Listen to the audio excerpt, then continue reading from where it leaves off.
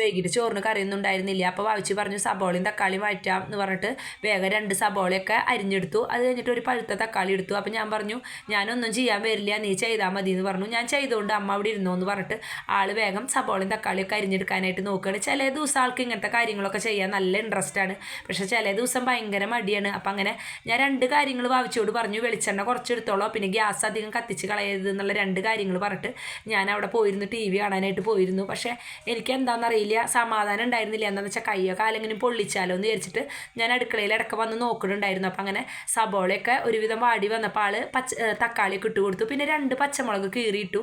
എന്താണെന്ന് വെച്ചാൽ മുളക് പൊടി കുറച്ചിട്ടാൽ മതിയല്ലോ, പിന്നെ പച്ചമുളക് ഇട്ട് കഴിഞ്ഞിട്ടുണ്ടെങ്കിൽ നല്ലൊരു ചൊടി ഉണ്ടാവില്ല. അപ്പം ഞാൻ അടുക്കളയിൽ വന്നിട്ടേ, കഴിഞ്ഞ വീഡിയോയിൽ നിങ്ങൾ കണ്ടിട്ടുണ്ടാവും എൻ്റെ കൂട്ടുകാരി കായ തന്നത്, അത് ഞാൻ പഴുപ്പിക്കാനായിട്ട് വെച്ചിട്ടുണ്ടായിരുന്നു. റോബസ്റ്റിൻ്റെ കായായിരുന്നു. അപ്പോൾ അത് പഴുത്ത് കിട്ടിയപ്പോൾ ഞാനത് കട്ട് ചെയ്തിട്ട് ഒരു കഷ്ണം വാവച്ചിക്കും കൊടുത്തു, ഒരു കഷ്ണം ഞാൻ കഴിച്ചു. അപ്പോഴേക്കും ആൾ തക്കാളി സബോളയൊക്കെ വഴറ്റി അതിൽ മുളകും പൊടി ഇട്ട് കൊടുത്തു ആവശ്യത്തിന്. അപ്പോൾ ഞാൻ പറഞ്ഞു കുറച്ച് മുളകും പൊടി ഇട്ടാൽ മതിയിട്ട് വാവിച്ചെന്ന് പറഞ്ഞു. എന്താണെന്ന് വെച്ചാൽ എരിവ് നല്ലോണം അധികമായി കഴിഞ്ഞാൽ കഴിക്കാനായിട്ട് ബുദ്ധിമുട്ടല്ലേ.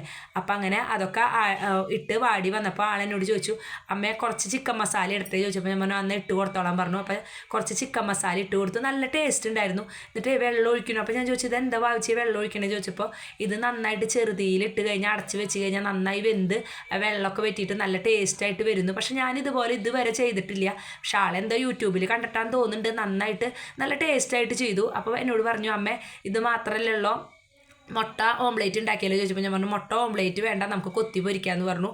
സബോള അമ്മ അരിഞ്ഞ് തരാം, നീ മുട്ടയൊക്കെ ഒഴിച്ച് കലക്കി വെച്ചോ, സബോള മരിഞ്ഞ് തരാമെന്ന് പറഞ്ഞപ്പോൾ ആൾ മുട്ടയൊക്കെ പൊട്ടിച്ചൊഴിച്ചതിന് ശേഷം 2-3 പച്ചമുളകൊക്കെ അതിൽ അരിഞ്ഞിട്ടു. അപ്പോൾ ഞാൻ പറഞ്ഞു പച്ചമുളക് അധികം ഇടണ്ടെന്ന് വെച്ചാൽ കുരുമുളക് പൊടി ഇട്ടിട്ട് ഉണ്ടാക്കാമെന്ന് പറഞ്ഞു. അപ്പം അങ്ങനെ 2 പച്ചമുളക് തന്നെ എടുത്തുള്ളൂ എന്ന് പറഞ്ഞു. പിന്നെ നല്ല എരിവുള്ള പച്ചമുളകായിരുന്നു.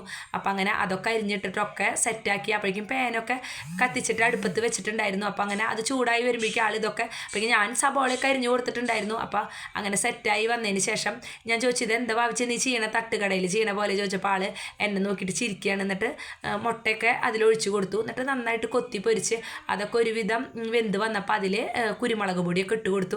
നല്ല ടേസ്റ്റ് ഉണ്ടായിരുന്നു. പിന്നെ നമ്മൾ ചെയ്തിട്ട് നമുക്ക് കഴിക്കുമ്പോൾ അത്ര ടേസ്റ്റ് തോന്നില്ലല്ലോ, വേറൊരാൾ ചെയ്ത് തരുമ്പോൾ നല്ല ടേസ്റ്റ് അല്ലേ.